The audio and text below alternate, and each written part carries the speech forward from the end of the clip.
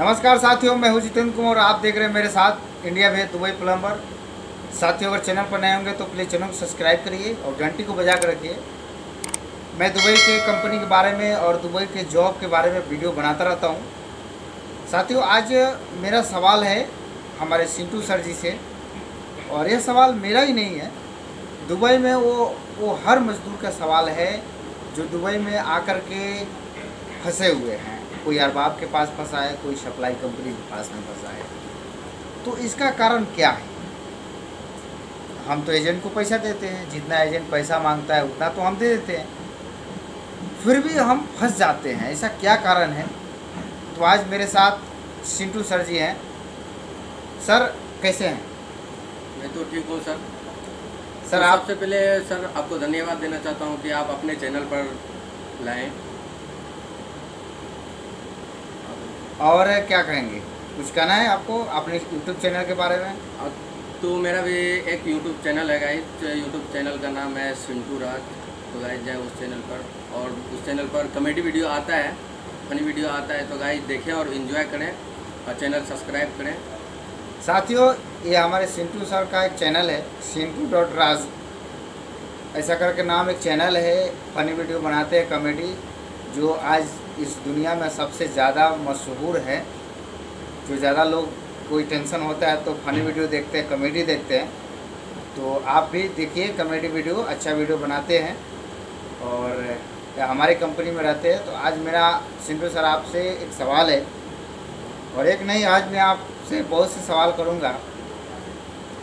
Sir, क्या कारण है कि एजेंट दुबई में लेबर को जो लेबर आते हैं, जैसे हमारे जैसे और आपके जैसे मजदूर लोग हैं, जब भी इंडिया से आते हैं तो उनकी कई सपना होता है कि यार हम जाएंगे दुबई में तो अच्छा कंपनी में जाएंगे, है ना, खूब ज़्यादा पैसा कमाएंगे, अच्छा घर बनाएंगे, अच्छा बीवी होगी, जैसे आपका भी है। नहीं मेरा तो ठीक है। तो क्या ऐसा कारण है कि यहाँ आने के बाद जब पता है, एयरपोर्ट पे जब आते हैं तो पता चलता है यार ये तो सप्लाई कंपनी है, ये तो अरबाब है। तो ऐसा क्यों एजेंट करता है? आप थोड़ा अपने अनुसार बताइए लोगों को। एजेंट इसलिए इस तरीके से करता है कि कंपनी, सप्लाई कंपनी जो होता है उसका इंटरव्यू अधिकतर से जाता है, और उसके बाद में वो जो इंटरव्यू है तो है, और जो यहाँ का वीज़ा जो है वो वीज़ा फ्री मिलता है। सप्लाई कंपनी का वीज़ा फ्री मिलता है, और पैसा भी लगता है, कमती लगता है पैसा, ऐसे तो अधिकतर से ज़्यादा वीज़ा फ्री मिलता है। तो इसके वजह से अरबाब लोग जो है ना, जो एजेंट है इंडिया का, वो एजेंट जो है ना अरबाब लोग को साथ में भेजता है। सर, मेरा एक और इसमें एक सवाल मैं जोड़ूंगा।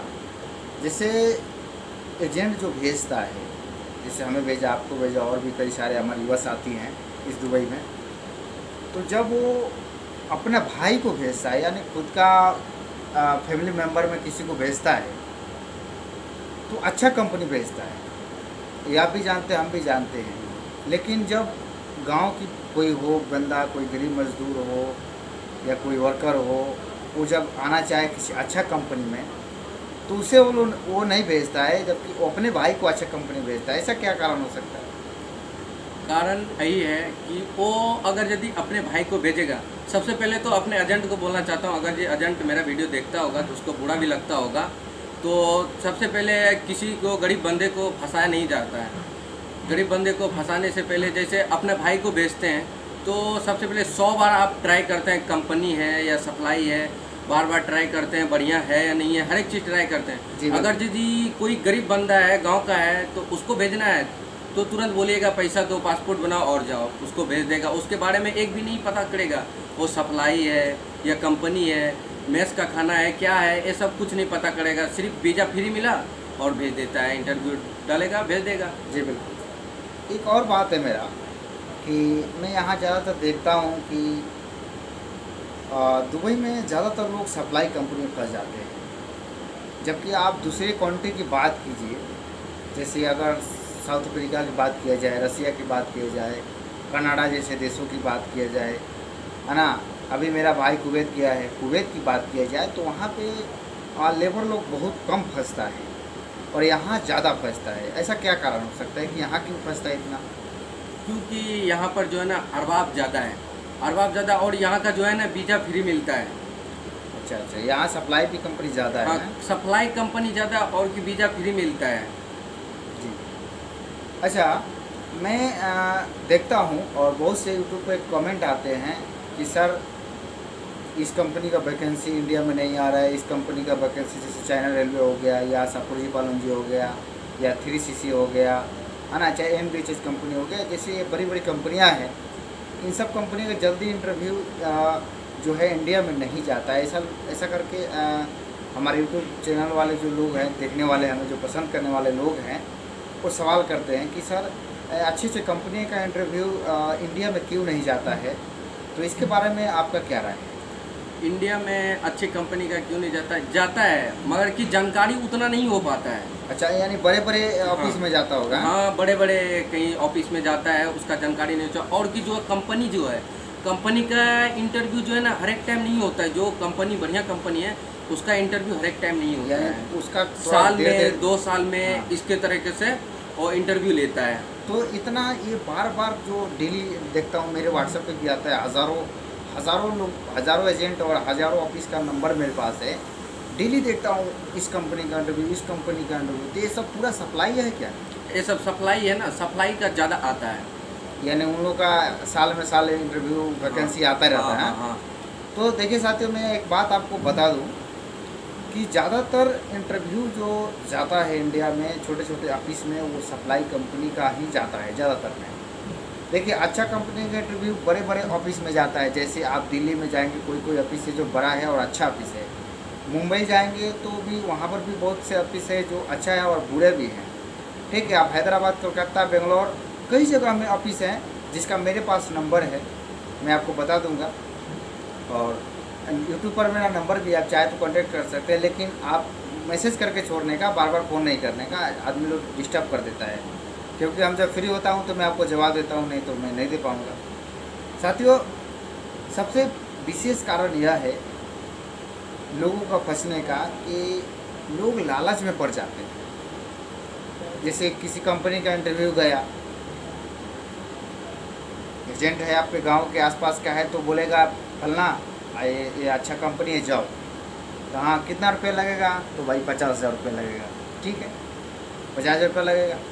कितना दिन में फ़्लाइट हो जाएगा? तो 1 हफ्ता में, बस 7 दिन में हो जाए फ्लाइट, है ना। 7 दिन का लालच देता है। और हम क्या सोचते हैं कि चलो कोई पता नहीं करते हैं क्या कंपनी है, क्या नहीं है। और एक बात है, ये अगर यदि कंपनी में आना है तो कंपनी का जो है ना 1 हफ्ता में कभी नहीं होगा फ्लाइट। अगर जी कंपनी का तैयारी करेंगे, वीज़ा अगर जी कंपनी के लिए कम से कम तो 1 महीना लगेगा कंपनी में आना है। तो 1 हफ्ता में किसी भी कंपनी का जो है ना टिकट नहीं देगा, कोई भी कंपनी वीज़ा नहीं देगा, वीज़ा नहीं देता है 1 हफ्ते के अंदर में, कम से कम 1 महीना। अच्छा सर, बताइए हमको एक बात है और कि जैसे कोई नया बंदा है, वो इलेक्ट्रिशियन का काम सीखा है या मैशन का काम सीखा हो, या जैसे हम प्लम्बर है और भी कई सारे ट्रेड के बंदे होंगे, तो आना चाहते हैं दुबई में, अच्छा अपना भी लाइफ सेट करना चाहते हैं, तो कैसे आएँ? जल्दी लोग सपोर्ट नहीं करता वहाँ पे, तो क्या क्या कोई साधन है आपके अनुसार? साधन यही है कि सबसे पहले तो जानकारी करना चाहिए, कंपनी है क्या है। सबसे पहले तो कंपनी के बारे में जानकारी करना चाहिए। उसके बाद में कहीं ऑफिस में जाएं, कहीं इंटरव्यू होता है, वहाँ पर इंटरव्यू देखें। छोटे मैं आपको रोकना चाहूँगा। देखिए, ऑफिस की आपने बात कही है, तो मैं देखा तो नहीं हूँ, सुना हूँ कि लोग 60 हज़ार रुपया ऑफिस वालों को दे दिए थे, और ऑफिस वाला बोला इस तारीख को फ़्लाइट है, और उस दिन ऑफिस वाला ही ना पता हो गया था। तो कई सारे लोगों का 60 हज़ार रुपया डूब गया। तो अगर साधारण सा व्यक्ति हो, हमारे जैसा या आपके जैसा, जिसको कोई पता नहीं हो, किसी ऑफिस में जाता है, बोलेगा ये मेरा पासपोर्ट पकड़िए, मुझे दुबई जाना है, इलेक्ट्रिशियन के काम है, वो ऑफिस वाला बोलेगा ठीक है 60,000 रुपया देने का, इस कंपनी में आपको मैं भेजूँगा। वो 60,000 रुपया दे देगा उसको। अगर वो आदमी फ्रॉड निकला तो क्या कर सकते हैं? तो इसकी पहचान कैसे करेंगे कि वो फ्रॉड है या सही नहीं है? इसकी पहचान तो इस तरह से करना पड़ेगा ना। जैसे कोई गारंटी नहीं है, मतलब 60,000 रुपया दे दिए, क्या गारंटी है कि वो भेजेगा कि नहीं भेजेगा? ये भी तो सवाल होता है ना।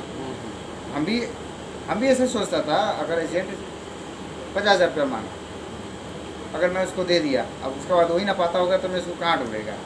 तो फिर इसकी पहचान हम कैसे करेंगे? पहचान इस तरीक़ा से होगा, पहले जानकारी करना पड़ेगा, हाँ वो कंपनी में इंटरव्यू हो रहा है, ठीक है। ये जानकारी करने के बाद में सबसे पहले तो ऑफिस जाएंगे। सबसे पहले मेन बात ये है कि वीज़ा आएगा उसके बाद ही पैसा देने का, अच्छा, फुल पैसा नहीं देना है। वीज़ा वीज़ा आ जाएगा, टिकट मिल जाएगा, उसके बाद आप उसको फुल पैसा दीजिए। अच्छा, वीज़ा भी तो डुप्लीकेट होता है ना, तो फिर क्या करेंगे? हाँ, तो अगर वीज़ा भी डुप्लीकेट दिया तो? वो तो है, मगर अभी मेरे को भी खुद उतना जानकारी देखिए, नहीं है। वीज़ा अगर वीज़ा मिलता है तो उसका जांच करिए। वीज़ा आता है तो आप वीज़ा जांच करने का कई तरीके हैं, ठीक है ना। मैं इस पर एक वीडियो बना दूंगा, और एक वीडियो भी मैंने बनाया है कि फेक वीज़ा कैसे चेक करते हैं, आप देख सकते हैं यूट्यूब पे जा करके। वीज़ा अगर आपको मिलता है दुबई का या किसी भी कंट्री का, तो सबसे पहले पता करिए कि वो सही वीज़ा है कि नहीं। क्या गारंटी है? फेक भी वीज़ा हो सकता है, कंप्यूटर से टिक टिक कर करके निकल जाता है वीज़ा, ठीक है। तो ज़्यादातर में ऐसा भी फेक वीज़ा बनता है, ठीक है। तो इस चीज़ से सावधान रहनी चाहिए।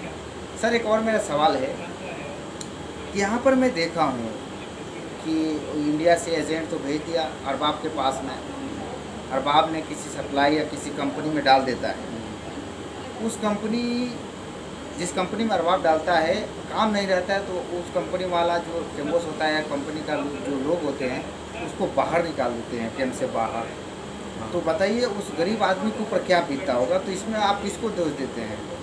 इसमें तो दोष एजेंट का होगा। एजेंट तो भेज दिया, यहाँ तो अरबाब के पास आ गया ना। हाँ, तो अरबाब का इसमें दोष हुआ ना, एजेंट हाँ, को कैसे अरबाब का हो गया? दोस्त हुआ। तो जैसे एजेंट का भी दोष होना चाहिए, क्योंकि वो कंपनी में आ रहा है, उसको सप्लाई में भेज दिया। तो सबसे पहला तो एजेंट का दोष हुआ, उसके बाद इधर जो आया इधर, तो उसके बाद तो अरबाब का दोष हुआ। जी, अभी देखिए, मैं देखा था 2-4 दिन नहीं, 2 महीना पहले मैं जहाँ भी हूँ, यहाँ आप देखे होंगे सामने एक 3 स्टार कंपनी ऐसा करके है, वहाँ पे 2 बंदे बैठे हुए थे। एक कबाड़ लकड़ी वाला रूम था, उस रूम में 2 बंदे बैठे हुए थे। तो वो लोग जब गया ना उसके अंदर, तो मैं सोचा, मैं पैदल आ रहा था मार्केट से, तो मैं सोचा यार क्या बात है। उसके अंदर में गया तो देखा दोनों बंदे बैठे हुए हैं। मैं उनसे बात किया कि क्या बात है भाई, आप इधर बैठा है, बोलो मैं आपको हेल्प करेगा। वो बोलता है मैं अरबाब के बंदा हूँ, है ना, कंपनी वाला हमको निकाल दिया, अरबाब आया नहीं लेने के लिए। तो आप अरबाब के बारे में क्या कहेंगे? अरबाब के विषय में आप क्या कहेंगे, बोलिए। अरबाब के विषय में यही कहेंगे कि किसी भी आदमी का जो है ना, इस तरीक़ा से नहीं किया जाता है, नहीं करना चाहिए इस तरीक़ा से।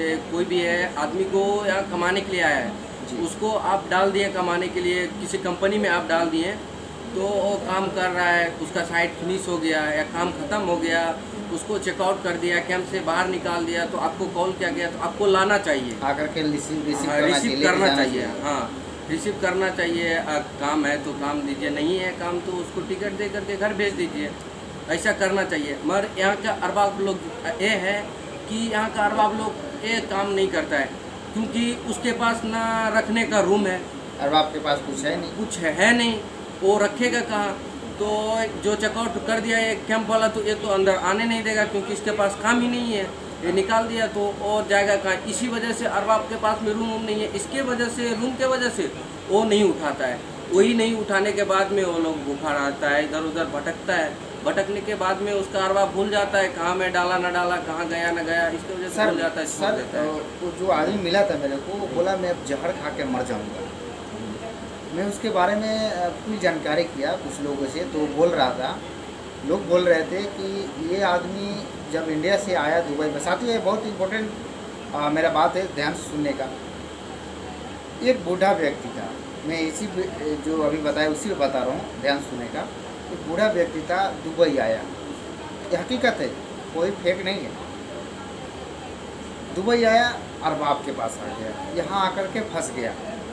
उसको खाने के लिए पैसा नहीं देता अरबाब, रहने के लिए रूम नहीं, है ना, चारों तरफ से दिक्कत। घर में जब बूढ़ा जो था, उसकी पत्नी थी, वो ऐसा सुनी कि मेरा पति फंस गया, तो जहर खा के मर गई। ये सीरियसली बात है और सत्य बात है, हकीकत है। जहर खा के वो मर गई। उसका एक लड़की और एक लड़का था। लड़का शादी करके वो कहीं चला गया कि नहीं किया पता नहीं, इतना कंफर्म नहीं बता सकता, मतलब लड़का भी किधर चला गया। बची एक लड़की भी किसी लड़का से प्यार करके वो भी बिखर गया, यानी परिवार जो है टूट गया, बिखर गया परिवार। किस लिए? सिर्फ एक व्यक्ति के लिए जो दुबई आया, एक व्यक्ति के लिए जो इस कंट्री में आया 2 रुपये कमाने के लिए, अपने बच्चों के लिए आया। और जब उसकी पत्नी को पता चलता है कि मेरा पति फंस गया तो वो जहर खा के मर जाती है। सोचिए साथी, कितना मतलब ये लोग जाहिल लोग हैं, ये अरबाब वाले लोग। क्या इससे भी बुरा बात कहा जा सकता है? यार इंसान है, इंसानियत नाम का कोई चीज़ नहीं है। आप गेम से बाहर निकाल दिया उसको, ठीक है, जिसमें डाला निकाल दिया, आपको लेके जाना चाहिए उसको। जब आपने एयरपोर्ट से उसको लेके आया तो फर्स्ट टाइम उसको नहीं लेके आना चाहिए। अगर आपको वो बंदा पसंद नहीं है तो आपको एयरपोर्ट से नहीं लेके आना चाहिए, वो रिटर्न चला जाता। जब भी टिकट होता है तो आने जाने का दोनों साइड का टिकट होता है, उस समय वो चला जाता। चलो फेल भी हो जाता तो अपन टिकट करा के जाता। आप यहाँ ला करके फुटपाथ पर उसको मरने के लिए छोड़ दिया, उसका पूरा परिवार बिखर गया। किसका जिम्मेवारी है? आपका जिम्मेवारी है, आपका जिम्मेवारी बनता है उसके परिवार की देखरेख करना, उस व्यक्ति को घर पे भेजना। आपको यहाँ कोई नहीं बोलता है क्योंकि वो गरीब व्यक्ति है, वो लड़ नहीं सकता आपसे, तब आपने उसको फंसा दिया ला करके। यार इंसानियत नाम की कोई चीज़ होना चाहिए। आपके बच्चे हैं, आपके परिवार है, आपके माँ बाप है, आपके बच्चियाँ हैं। हम इंसान नहीं है, वो बुरा इंसान नहीं है जो भूखे मर रहा है आज इतनी गर्मी में, जिसका सब कुछ बिखर गया। सोचिए कि एक परिवार होता है तो कितना हंसता खेलता परिवार होता है। आप किसी इंसान के जो छोटे परिवार होंगे उनसे, उनके बगल में देखते होंगे 2 बच्चे होंगे, कितना घर में रोशनी खिला रहता है। अभी वही परिवार बिखर गया। क्या कसूर था उस बूढ़े का? आज रो रहा है यहाँ सड़कों पे, कोई हेल्प नहीं कर रहा है। कितना बार सुरता का पास गया वो व्यक्ति, सुरता बोला ठीक है आप जाइए इंडियन असेंबली में जाइए, इंडियन वो कोर्ट में जाइए बोला, लेबर कोर्ट में जाइए, आप इंडियन एम्बेसी में जाइए बोला। वो कैसे जाएगा? उसको मालूम रहेगा तो जाएगा ना। यहाँ पर जानकारी नहीं है, कहाँ जाएगा? यहाँ पर मेन बात है कि यहाँ का लैंग्वेज जो है ना, अरबी उतना समझ में नहीं आता है, तो जाएगा भी वहाँ अरबी में बात करेगा तो कैसे समझेगा? नहीं, वहाँ तक का पता ही नहीं ले पाता है जो कि मैं वहाँ तक जा सकता हूँ। यानी एम्बेसी तक जा नहीं पाता है? नहीं जा पाता है, आम इंसान नहीं जा पाएगा उसके पास। अच्छा, अब लगता है मुझे कि एक दिन अब क्या करते हैं हम लोग, एजेंट और बाप को पकड़ के इंटरव्यू उसका लेते हैं, सही नहीं है? हाँ देखो, उसको इधर कैमरा के सामने बैठा के उस पर सवाल करते हैं।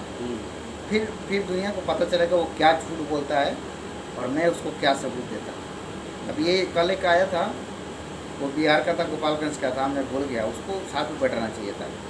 अब यही करना है साथियों, सीधा उसको बैठा कर इधर सवाल पूछेंगे। एक और सवाल है आपसे कि हम लोग एजेंट की बात करते हैं, जब हम जानते हैं कि एजेंट फंसा देता है दुबई में ला करके, फिर भी हम एजेंट को पासपोर्ट दे देते हैं, फिर भी हम उस पर भरोसा करते हैं, ऐसा क्यों? जब आप जानते हैं, बहुत से लोगों ने सुने हैं मुँह से कि एजेंट फंसा देता है ला करके दुबई में, तो फिर आप उसी को पासपोर्ट क्यों देते हैं? मजबूरी में देना पड़ता है। क्या चीज़ का मजबूरी है? मजबूरी ये होता है कि ये सोचता है मैं बाहर जाएगा, ठीक है, घर में बैठा बैठा क्या करेगा, मैं बाहर जाएगा, इसके वजह से मजबूरी होता है। वो मजबूरी ये अपना है तो है, वो खुद जो है ना कि बहुत सारा बातें बोलता है, ऐसा कंपनी है, इतना है, तो हम तो उस पर भरोसा कर रहे हैं कि हाँ ये अपना आदमी है, ये मेरे को कंपनी में ही भेजेगा, इस भरोसा करके उसको पासपोर्ट दिया जाता है। और वो भरोसा धोखा दे दे तो उसका मर्जी है ना। साथियों, एक मैं बात आपको बताना चाहूँगा, नेपाल का है, इंडिया का नहीं है। नेपाल का एक उसका भाई है, बुलाया इधर दुबई में, बुला करके उसको फंसा करके वो भाग गया नेपाल।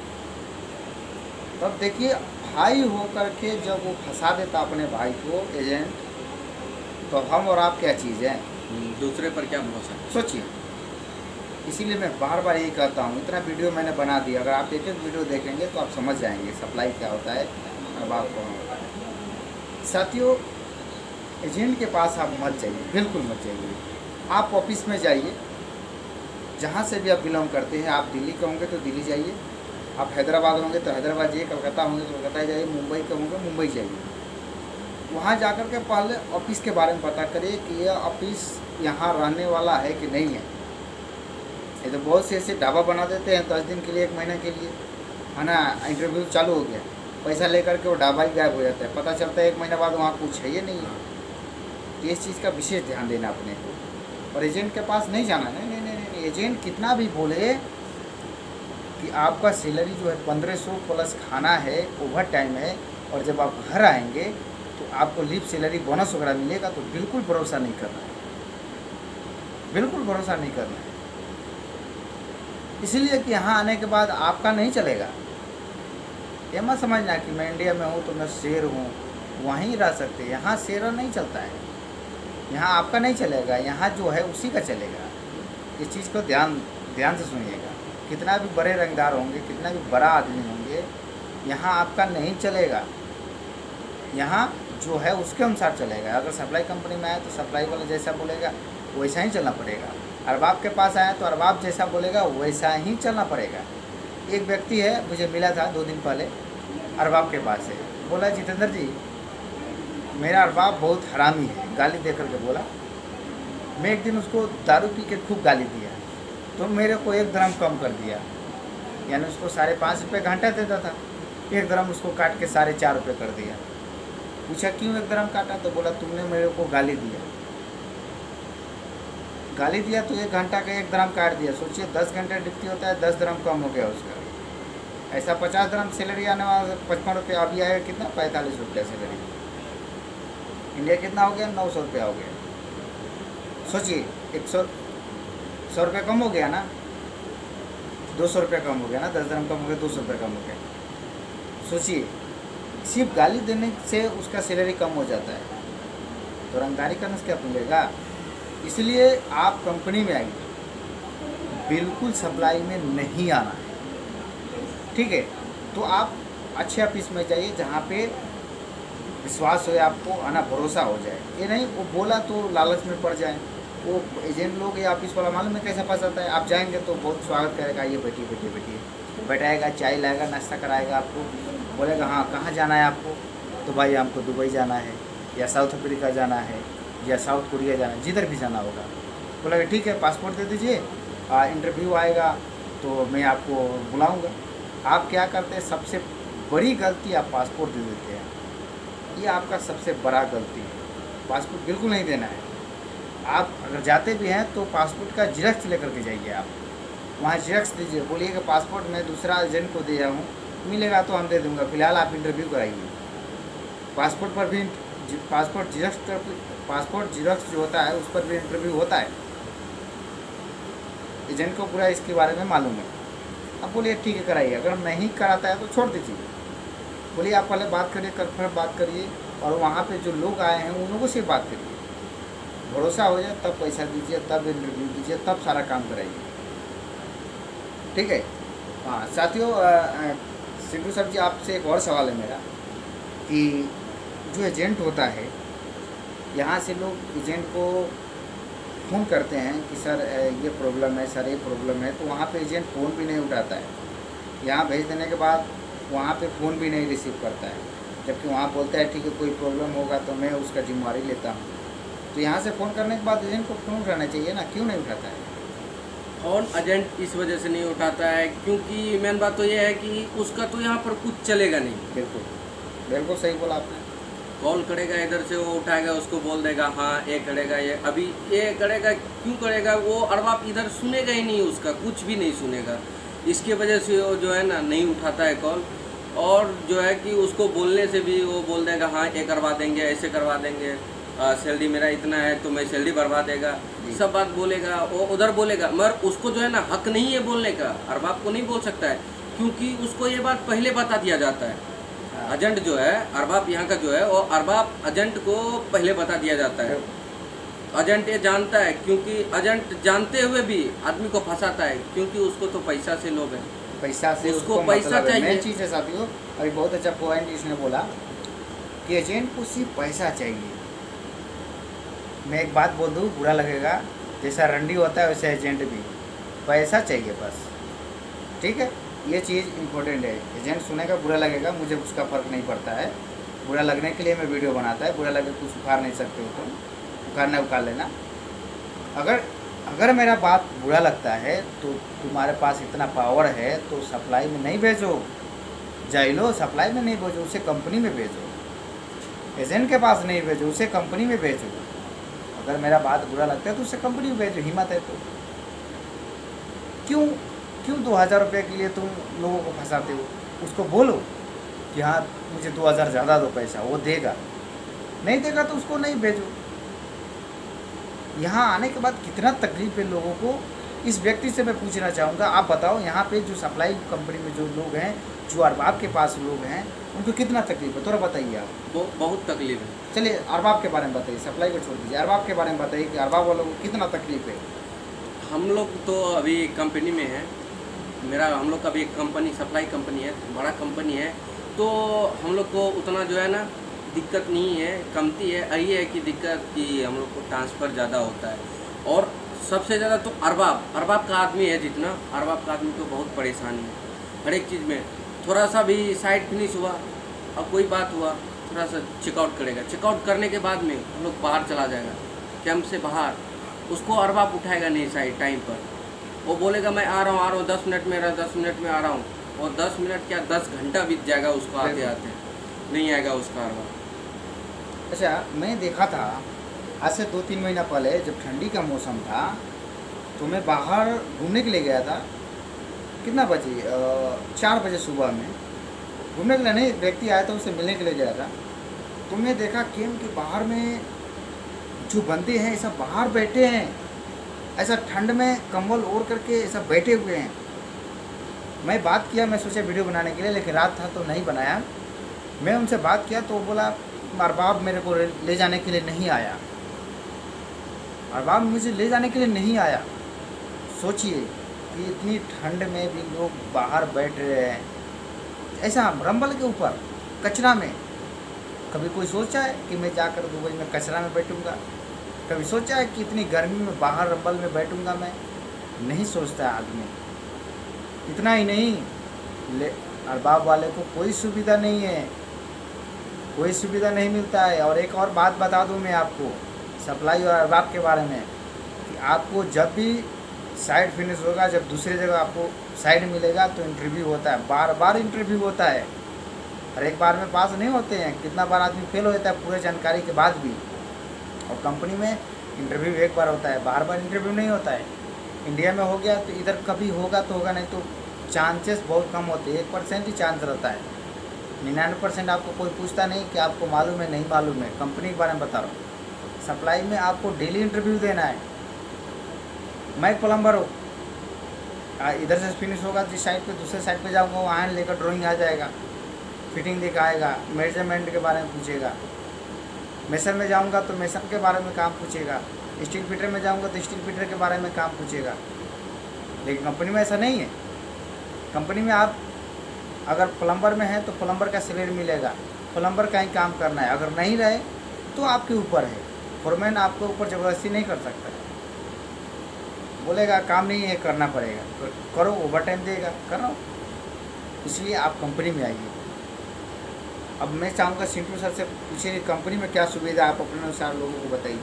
कंपनी में ये सुविधा है कि मेन बात तो कंपनी का ये है कि जो काम में आइएगा आपका वही काम का जो सैलरी लगेगा, बेसिक जो लगेगा वही आपका बेसिक मिलेगा, हाँ, सैलरी मिलेगा, ठीक है।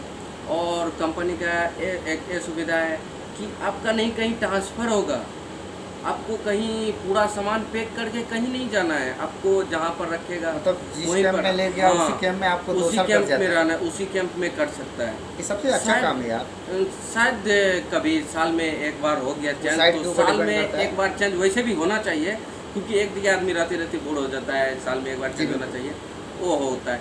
और कंपनी का खाना फ्री रहता है, कंपनी का खाना फ्री रहेगा, उसके बाद टेंशन नहीं है हर एक बनाने चीज़ का। हर एक चीज़ टाइम पर, नहीं कोई चीज़ का दिक्कत है, लीव सैलरी मिलेगा, और छुट्टी जाइएगा टिकट जाने आने का फ्री मिलेगा।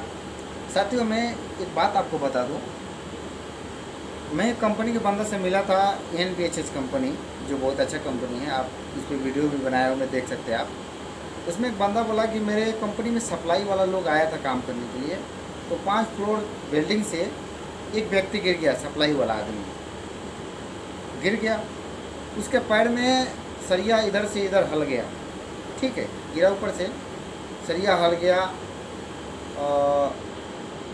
सरिया हल गया, लेकिन वो बच कैसे गया मालूम है? वो ऐसा जगह पे गिरा था जहाँ पे जैसे फूल की जैसे जगह था, मतलब ज़्यादा पत्थर गीला जगह नहीं था, इसलिए वो बच गया। वहाँ पे उसका सरिया इधर से इधर चला गया, ठीक है, मुँह हाथ भी फूटा था, आज हाथ भी टूट गया था, 5 फ्लोर बहुत होता है, ठीक है, लेकिन रंबल के ऊपर गिरा था, ऐसा रंबल लगाया था, तो 2 फ्लोर तो रंबल ही रखा था ऐसा करके, इसलिए उस पर गिरा तो बच गया, लेकिन उस पर एक सरिया था, सरिया इधर से इधर हल गया। आदमी लोग दौड़ के आया, उसको ले गया उठा करके रेस्ट एरिया में। कंपनी वाला नहीं ले गया डॉक्टर के पास, कंपनी वाला नहीं ले गया। हर एक साइड पर डॉक्टर नहीं होता है, जबकि सेफ्टी गवर्नमेंट के अनुसार नियम है कि आप हर एक जगह पे सेफ्टी रखिए, हर एक जगह पर दवा का सुविधा रखिए। देखिए हर एक कंपनी हर एक जगह नहीं रखता है, सेफ्टी रहता है लेकिन किसी काम का नहीं है, मैं इतना बता सकता हूँ जो मैं देख रहा हूँ, सिर्फ नाम के लिए। वहाँ पे कोई दवा नहीं, कोई सुई नहीं, वो व्यक्ति को सरिया निकाल दिया, रेस्ट एरिया में बैठा दिया, ब्लड गिर रहा है पैर से, ये हकीकत है, ब्लड गिर रहा है, और सप्लाई वाला बंदा का कोई उसको हाथ नहीं लगा रहा है, वो गमछा से बांध रहा है तो फिर भी गिर रहा है। उसके कंपनी में फ़ोन किया सप्लाई वाला के पास में, बोला ठीक है मैं आता हूँ। 1 घंटा के बाद आया सप्लाई वाला, 1 घंटा के बाद आया, 1 घंटा तक वो व्यक्ति अपने खून को आ रहा है, तो बहुत खून गिर गया, वो आदमी मर सकता था। मरेगा तो कंपनी वाला का दोष नहीं था, वो क्योंकि इन्फॉर्म दे दिया, वो बोल चुका था फ़ोन से कि भाई अपना आप बंदे को ले जाओ, लेकिन सप्लाई वाला नहीं आया, 1 घंटा के बाद आया। अब सोचिए 1 घंटा के पहले ब्लड गिर जाने के बाद बहुत से आदमी ब्लड गिरता है तो उसी टाइम आदमी का डेथ होता है, क्योंकि ब्लड जब गिरेगा तो ऑक्सीजन शरीर के अंदर ब्लड के माध्यम से जाता है, जहाँ से ब्लड आता है। बहुत से ऐसे कारण है मरने का, तो आदमी बहुत जल्दी मर भी सकता है, लेकिन वो कैसे कैसे बच गया। फिर उसको लेकर गया हॉस्पिटल में, इलाज कराया, उसको पैसा खुद का भरना पड़ा उस व्यक्ति का। सोचिए कितना तकलीफ़ है, सप्लाई कंपनी में कितना तकलीफ़ है हर बाप के पास में। मैं किसी को गलत बोल के मैं अपने आप को खुश नहीं बोलता हूँ, मुझे दुख होता है, यहाँ पर देखता हूँ गरीब लोगों को जिनके पास पैसे नहीं हैं, मुझे अफसोस होता है, मतलब अपने आप में मैं रोता हूँ कि मेरे पास इतना पैसा होता तो मैं इनको खुद देता मैं, लेकिन मैं भी एक गरीब व्यक्ति हूँ, मेरा भी माँ है, मेरा भी भाई है, मेरा भी घर नहीं है। मुझे किसी से दुश्मनी और किसी को गलत बोलने से मुझे खुशी नहीं मिलेगी, लेकिन सोचिए कि कोई व्यक्ति भूखे मर रहा है, प्यासे मर रहा है, गंदी नाली में बैठा हुआ है, आप क्या इंसान नहीं है कि आपको देख करके उस पर रहम नहीं आएगा? हमें आता है भैया, हमें आता है, क्योंकि मैं एक इंसान हूँ, सबसे पहले मैं इंसान हूँ, फिर एक सनातनी हूँ, फिर एक हिंदू हूँ। मैं जब देखता हूँ तो मैं ये नहीं देखता हूँ कि वो व्यक्ति कौन सा है, कहाँ का है, पाकिस्तान का है, बांग्लादेश का, कहाँ का, नहीं। मैं ये देखता हूँ कि उसके घर पर भी उसकी माँ होगी, उसके बच्चे होंगे, अगर इसको कुछ हो गया तो उसके माँ और बच्चे का देख रेख कौन करेगा? मुझे ये देख करके दया आता है, और फिर मुझे जितना संभव होता है उसका हेल्प करता हूँ। ये सबसे इम्पोर्टेंट बात है। देखिए हर एक व्यक्ति यहाँ हेल्प नहीं करता है, यहाँ पे ऐसे ऐसे लोग हैं कि आप रास्ते से जाइए तो आपका मोबाइल तक छीन लेता है, लोग मोबाइल छीन लेगा, पर्स छीन लेगा, मार भी देगा आपको। यहाँ कई जगह ऐसे जगह हैं कि अगर 8-9 बजे के बाद बाहर निकलेंगे तो मोबाइल पर्स ले लेता है। अब इसमें आप कहेंगे प्रशासन का दोष है, हम उस प्रशासन को दोष नहीं देते हैं, प्रशासन तो आता जाता है, लेकिन डेली तो नहीं आएगा ना, समझिए। इसीलिए आप दुबई आ रहे हैं तो दुबई आइए, मैं मना नहीं करूँगा, लेकिन अच्छे कंपनी में आइए, आना है तो। ये ज़िंदगी है भाई, ये इंसान, ये जिस्म है, बार बार नहीं होता है, ये शरीर है, ये उंगली है, कट गया तो दोबारा नहीं आता है। मैं हूँ, आज हूँ, कल नहीं हूँ, कुछ भी मुझे हो सकता है, कोई गारंटी नहीं है। तो आप आना है तो अच्छी कंपनी में आइए, सप्लाई में बिल्कुल नहीं आना है, कभी भी मत आइए। बहुत से लोग परेशान हो जाते हैं, वहाँ पे एजेंट को पासपोर्ट दे दिए, ऑफिस वालों को पासपोर्ट दे दिए, दौड़ रहे हैं उसके पास, दौड़ रहे हैं। एजेंट बोलता है कल आ जाएगा वीज़ा, परसों आ जाएगा, तरसों आ जाएगा, ऐसा करके डेली बोलता है, लेकिन वीज़ा आता नहीं है। वो तंग होकर के जो कंपनी का इंटरव्यू आता है बोलता है ठीक है मैं इसमें जाएगा, तंग होकर आ जाता है। और आने के बाद यहाँ क्या करता है, रोता है। रो कर क्या करोगे, यहाँ कोई देखने वाला नहीं है, कोई हेल्प करने वाला नहीं है। बिल्कुल सप्लाई में मत आइए आप, मेरा बात मानिए। मैं यहाँ दुबई में हूँ और मैं बैठा हूँ, देख रहा हूँ। मैं एक लेबर हूँ, मैं घूमता रहता हूँ, आज यहाँ कल वहाँ पर वहाँ देखता रहता हूँ, लोगों के दुख को सुनता हूँ मैं। सोचिए कि एक सप्लाई वाला का पैर में छड़िया घुस जाता है, उसको ले जाने के लिए कंपनी 1 घंटा 2 घंटे के बाद आती है, तो आप मर जाएंगे तो क्या होगा, आपका लाश भी घर पे नहीं भेजेगा, लोग नहीं भेजेगा। तो आप मत आइए मेरे युवा साथियों, आप बिल्कुल मत आइए। आपका जितना प्यारा माँ बाप है ना, उतना प्यारा मेरे भी माँ बाप हैं। आपका प्यारा जितना बीवी होगी, बच्चे होंगे, सबका उतना ही है। लेकिन वहाँ से ज़्यादा दुखी आप यहाँ होंगे, यकीन मानिए। इंडिया में रहेंगे तो 6 महीना 7 महीने जाकर अपने बच्चों के साथ मिल सकते हैं आप। इंडिया में किसी के घर पे जाकर के धान बो करके उसके घर पे काम करके अपने बच्चे का पेट पाल सकते हैं। लेकिन यहाँ आकर फुटपाथ पर भी घूमेंगे तो कोई 1 रुपया जल्दी नहीं देने वाला है। जैसे वो बूढ़ा व्यक्ति यहाँ आया, फंस गया, उसके बीवी जार खा ली, उसके बच्चे बिखर गए, कहाँ गए पता ही नहीं चला, जमीन आसपास पड़ोस वाला ले लिया, किसी को कोई मतलब नहीं है। क्या सिंटू सर, मैं सही बोल रहा हूँ? नहीं सही है, सब सही है, एकदम बढ़िया है जी ये बिल्कुल। जानकारी देना चाहिए, ये जानकारी देना चाहिए, क्योंकि आप लोग देखें, और ख़ास करके सप्लाई कंपनी में नहीं है। दुबई आना है तो सबसे पहले जानकारी करें। ये तो मैं कई बार बोल चुका वीडियो में कि आना है दुबई तो सबसे पहले सप्लाई कंपनी में नहीं आना चाहिए, कंपनी के बारे में जानकारी पूरा करना चाहिए जी उसके बाद आना चाहिए। बिल्कुल। क्योंकि ये हकीकत है, हम लोग अभी दुबई में हैं, ये हकीकत हम लोग बता रहे हैं। जो हम लोग के साथ में, जैसे हम लोग देख रहे हैं, हम लोग के साथ जो बीत रहा है, जो आँख के नज़र के सामने हो रहा है, वो हम लोग आपको बता रहे हैं, ताकि आप लोग भी देखें तो और समझें। ऐसे समझें और जानकारी लेकर के आएँ। बिना जानकारी का नहीं है। बिल्कुल। सिंटू सर, यहाँ पे बूढ़े लोग क्यों आ जाते हैं, मेरे को ये समझ में नहीं आता है। जिनकी उम्र 40 वर्ष हो गया, वो व्यक्ति को तो नहीं आना चाहिए ना, वो लोग भी नहीं, क्यों दुबई आ जाते देखिए हैं? सर, नहीं आना चाहिए, मगर वो लोग के पास भी मजबूरी होता है, अपने घर को लेकर के आया जाता है, अपने घर को लेकर के मजबूरी नहीं देखा जाता है उससे भी, उसके वजह से वो भी सोचता है कि मैं बाहर जाएगा, दुबई जाएगा, कोई कंट्री जाएगा, विदेश जाएगा, मैं पैसा ज़्यादा कमाएगा, अपने घर को सुरक्षित करेगा और बनाएगा। अच्छा सर, आप बोल रहे हैं कि एक मजबूरी है। यार इंडिया में तो लाखों गरीब व्यक्ति हैं, लाखों बूढ़े लोग हैं, कमाकर अपने बच्चे को घर बनवा चुके हैं। वहाँ पर भी लोग अपना घर बना सकते हैं, तो यहाँ नहीं क्या सोचते हैं? बोलिए, मजबूरी उनका भी है। हमारे घर के आसपास भी बहुत से वृद्ध व्यक्ति हैं, वो भी दूसरे घर पर मजदूरी कर करके घर बनाते हैं, अपने बच्चे को वो पास पढ़ाते भी हैं, उनका शादी भी करते हैं। वो तो दुबई का चॉइस नहीं करते हैं कि उनका उम्र 40 वर्ष हो गए, दुबई आए, दुबई आकर फंस जाए। बोलिए, ये आपका भी बात सही है। तो ऐसे आदमी को आना नहीं चाहिए ना? आना नहीं चाहिए, बूढ़े आदमी को नहीं आना चाहिए। बूढ़ा बाबा लोग आ जाते हैं, वो लोग को नहीं आना चाहिए। आप अच्छी तरह से जानते हैं सिंधु सर कि यहाँ जब आप काम करने के लिए जाते हैं, आप थोड़े टाइम के लिए बैठकर पानी पीते हैं, तो यहाँ पे फोरमैन गिर करता है। थोड़ा सा आप हमारे अंदर इतना मतलब ताकत है तो हम कर पाते हैं, इतना मेहनत करने के बाद भी हम थोड़ा पानी पी कर लग जाते हैं काम पे। लेकिन बूढ़े आदमी तो उतना काम नहीं कर सकते ना। आप सोचिए, वो आएगा यहाँ तो उतना काम करना पड़ेगा हमारा सेम से, तो कितना तकलीफ हो उसको। यहाँ पर अपने नज़र से मैं देखा हूँ, एक साइट टेक्नोलॉजी नाम का था, साइट हम लोग का था, उस साइट पर काम कर रहा था। उधर जो पूरा रंबल एरिया था, मॉड्यूल लगा रहा था हम लोग, जो सौर ऊर्जा होता है, धूप चार्ज वो लगा रहा था। तो था 2 बूढ़ा चाचा था, तो वो लोग हम लोग के साथ में काम करता था। मैं 3 महीना तक काम किया, यही टाइम था, 7वां 8वां महीना चल रहा था। तो धूप का टाइम था। अभी यहाँ पर बहुत ज़्यादा गर्मी होता है, गर्मी की वजह से वो चाचा लोग जो है ना बहुत बार गिर चुका, बेहोश होकर के गिर गर्मी चुका। में बेहोश हो गया। हाँ, मेरे नज़र के सामने देखा, हम लोग के साथ में काम कर रहा था, वो आदमी गिर चुका। तो इसके वजह से नहीं आना चाहिए, क्योंकि यहाँ पर इतना जो है ना केयर नहीं करता है। गर्मी बहुत है ना, गर्मी ज़्यादा है यहाँ पर। कुछ हो गया, जैसे आप गिरे, आपके पास तुरंत नहीं आएगा।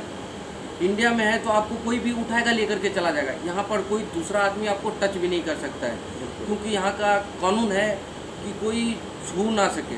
अपना भाई भी रहेगा ना, उसके ऊपर आ जाएगा। हाँ, उसके ऊपर आ जाएगा, क्योंकि फिंगरप्रिंट है, फिंगरप्रिंट लगा हुआ है। फिंगर चेक करता है। हाँ, एयरपोर्ट पे जब जाइएगा घर जाने वक्त, उस टाइम फिंगरप्रिंट लगाएगा।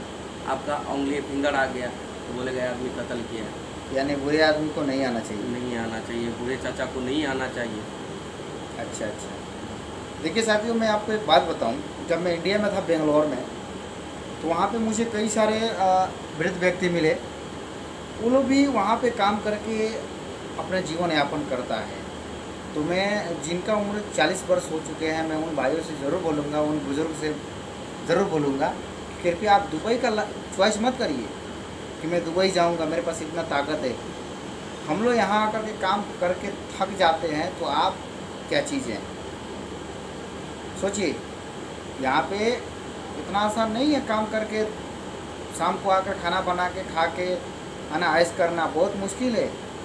इतना ताकत चाहिए। मैं नहीं बोलता मेरे पास इतना ताकत है, ऐसा नहीं है, लेकिन मैं आपका अपमान भी नहीं कर रहा हूँ, लेकिन जो हकीकत है मैं आपको बता रहा हूँ। यहाँ पे काम करना पड़ता है। यहाँ हमेशा आप घूम नहीं सकते, घूमेंगे तो आपको घंटा भी कट जाता है।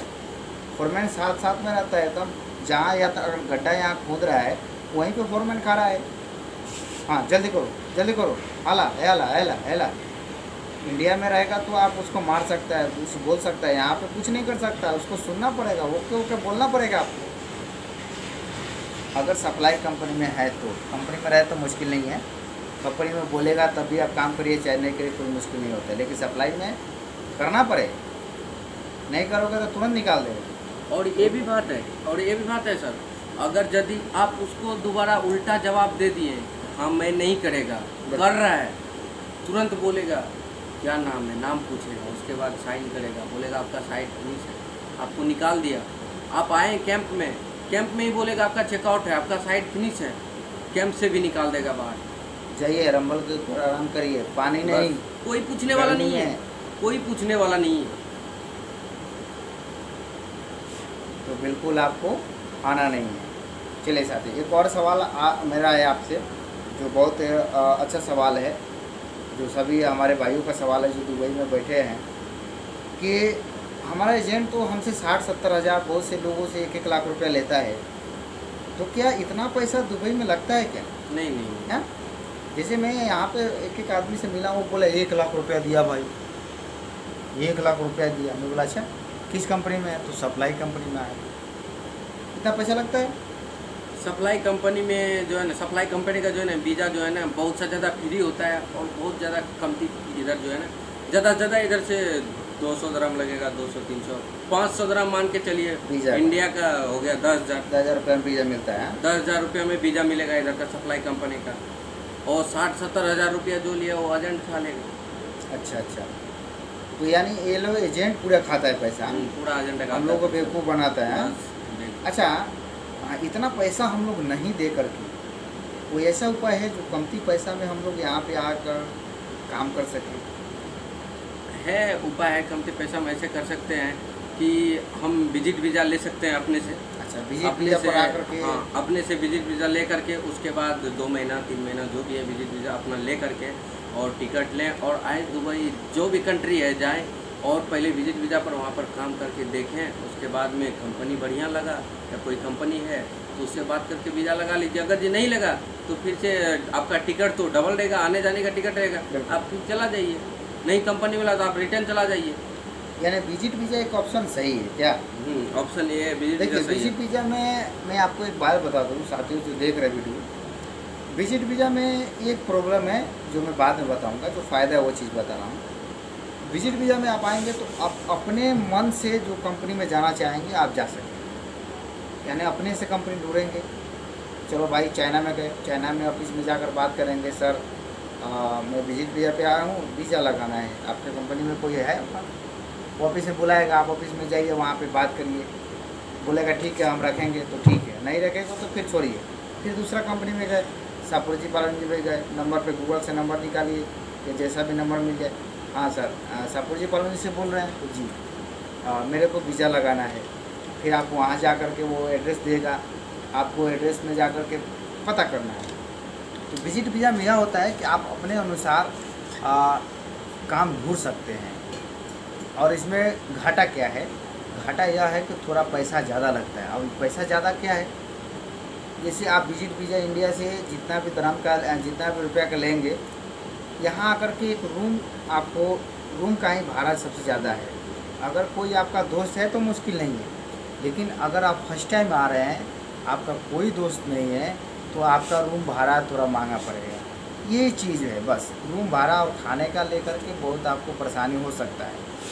आप इंडिया में ऐसा जगह कहीं फुटपाथ पे नहीं रह सकते हैं, यहाँ पे सुरता बजाना शुरू करेगा, ठीक है, तो आप कहीं रह भी नहीं सकते हैं, भले विजिट भी आपके पास हो। आपको एक रूम ढूंढना है। आप एयरपोर्ट पे आते हैं तो एयरपोर्ट पे ये पूछता भी है कि आप कहाँ जा रहे हैं, तो विजिट वीज़ा रहेगा आपके पास, तो यानी विजिट वीज़ा पे बोलेंगे हम घूमने जा रहे हैं, अपने दोस्त के पास जा रहे हैं, ठीक है।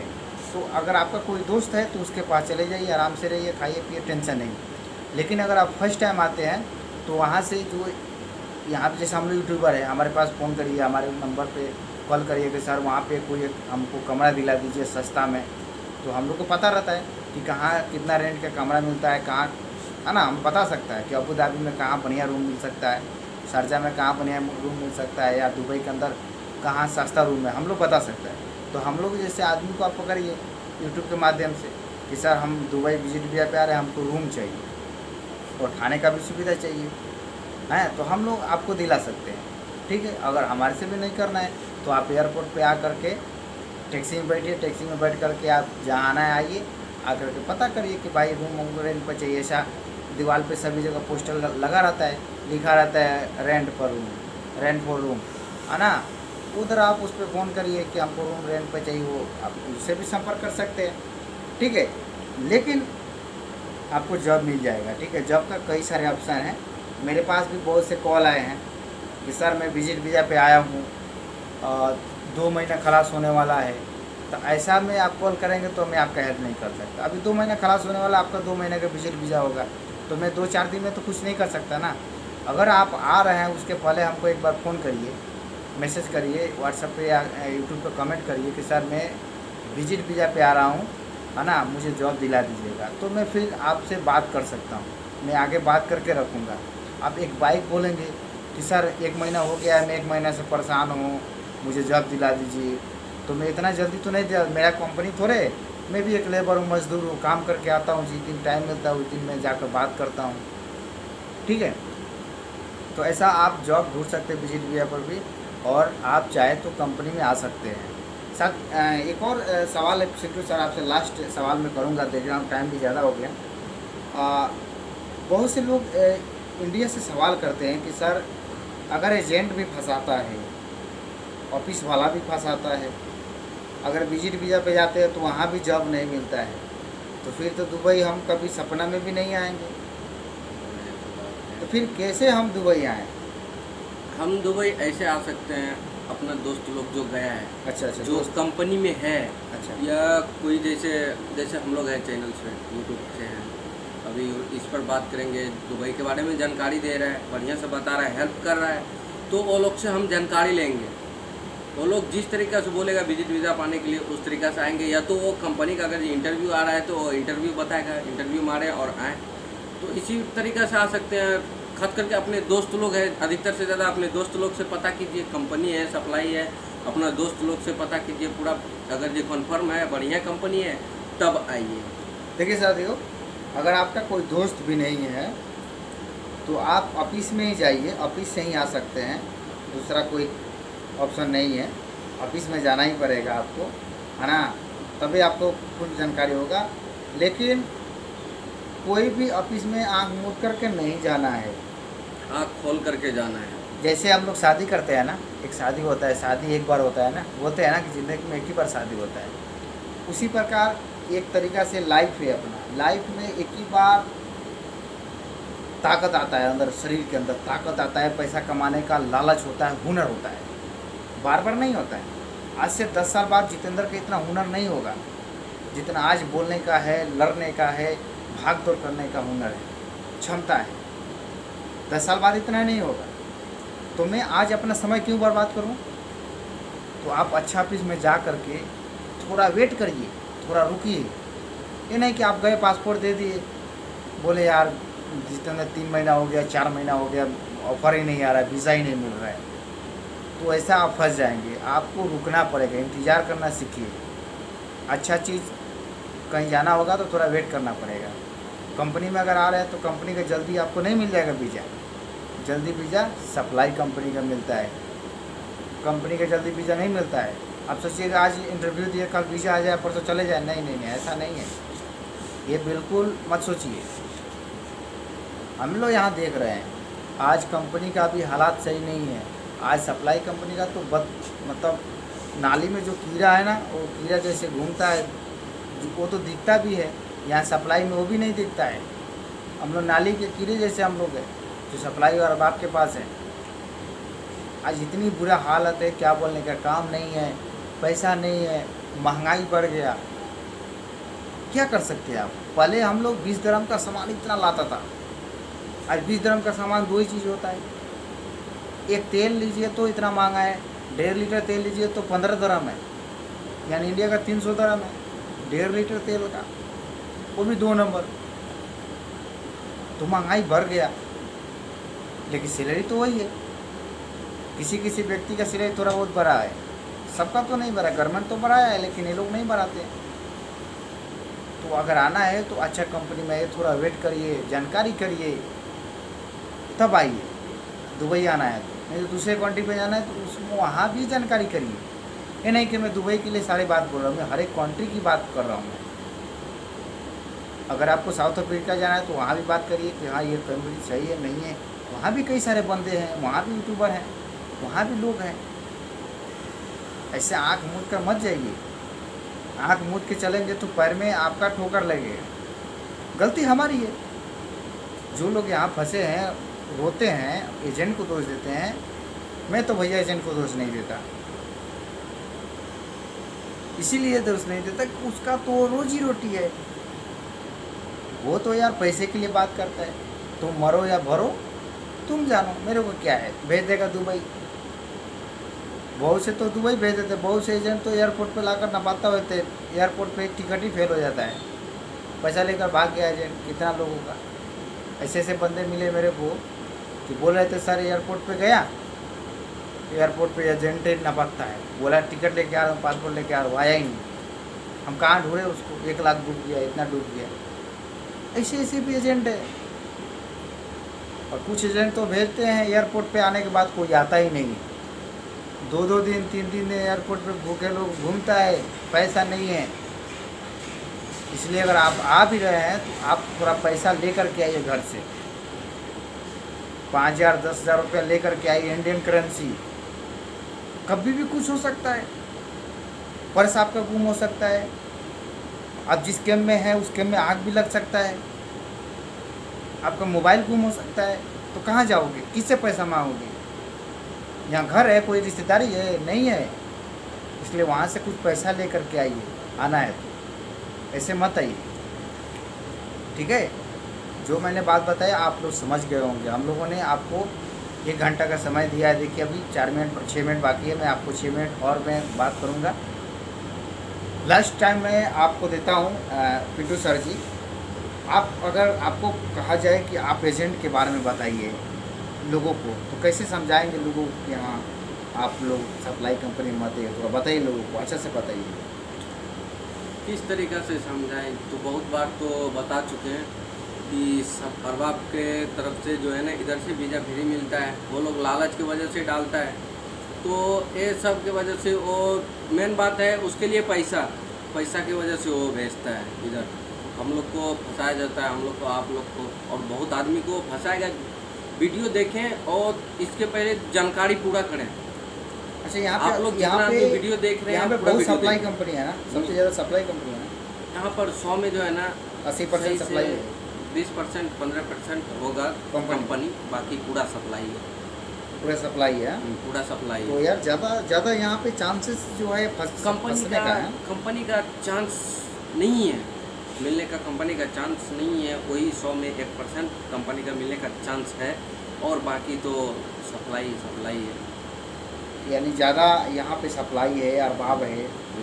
तो मैं एक बात और बताना चाहूँगा, और इसके पहले भी मैंने बताया है कि अब दुबई का आप आज छोड़ दीजिए। जो दुबई आज से 10 साल पहले जो था वो दुबई नहीं है, वो नहीं रहा। हमारे गांव में मैं आपको बता दूं सिंटू सर, हमारे गांव में दुबई से कमा करके लोग अच्छा घर बना लिया। हाँ। और मैं इधर बैठा है 3 साल हो गया, दुबई से कमा कर कुछ नहीं किया हमने। वो लोग सैलरी कम था, करेंसी कम था इंडिया का, फिर भी वो लोग दुबई से कमा कर एक अच्छा मकान बना लिया, अच्छा ज़मीन ले लिया है। क्यों बनाया? क्योंकि उस टाइम इतना नहीं था, इतना नहीं जो था, है सप्लाई महंगाई नहीं था, महंगाई भी नहीं था, ठीक है, ये सब नहीं था, इतना परेशानी नहीं था। अभी जो है अभी अरबाब है, सप्लाई कंपनी है, कहाँ जाएगा इतना आदमी? यहाँ पे एक और बात है, कंपनी का इंटरव्यू नहीं जाने का एक और कारण है। कंपनी को अरबाब का सप्लाई वाला एक आदमी मिल जाता है काम कराने के लिए, वीज़ा का कोई खर्चा नहीं देना है, खाना नहीं देना है, टिकट नहीं देना है, बस नहीं देना है। कुछ प्रॉब्लम भी होता है तो उसको कोई प्रॉब्लम नहीं है।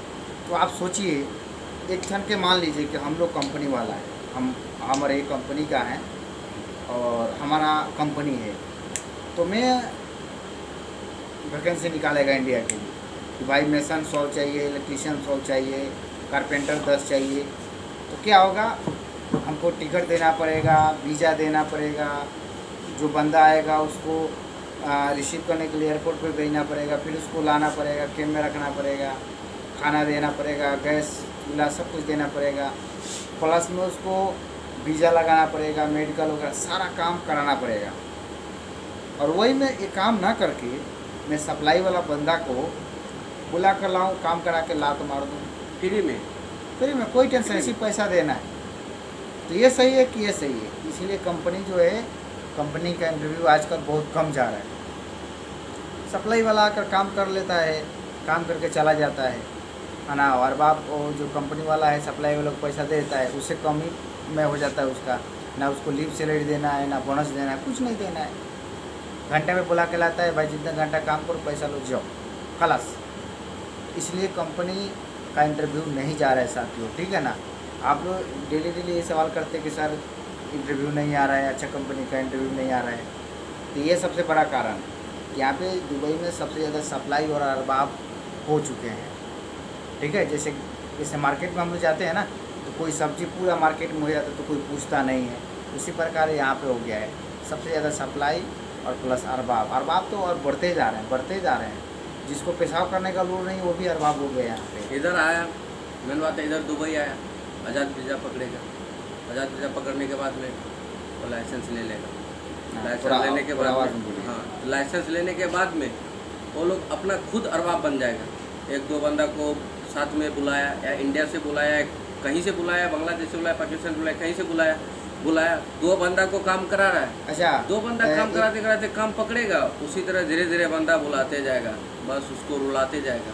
अच्छा, एक और मैं सवाल करूँगा जो बहुत इम्पोर्टेंट सवाल है कि यहाँ पर भी लोग मैसेज करते हैं, व्हाट्सअप करते हैं, और इंडिया से भी व्हाट्सअप करते हैं कि सर मैं क्रेन चलाता हूँ, मैं JCB चलाता हूँ, तो मेरे को दुबई आने के लिए कैसा आना चाहिए?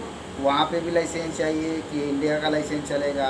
तो आप इसके बारे में क्या आपको अनुभव है, बताइए। नहीं, इंडिया का लाइसेंस इधर नहीं चलता है। अच्छा, इधर आइएगा, इधर लाइसेंस पकड़ना पड़ेगा, लाइसेंस पकड़िए, उसके बाद लाइसेंस पकड़ने के बाद में कंपनी जाइए, कंपनी के बाद में कंपनी में मिलेगा आपको जो भी कंपनी में देगा।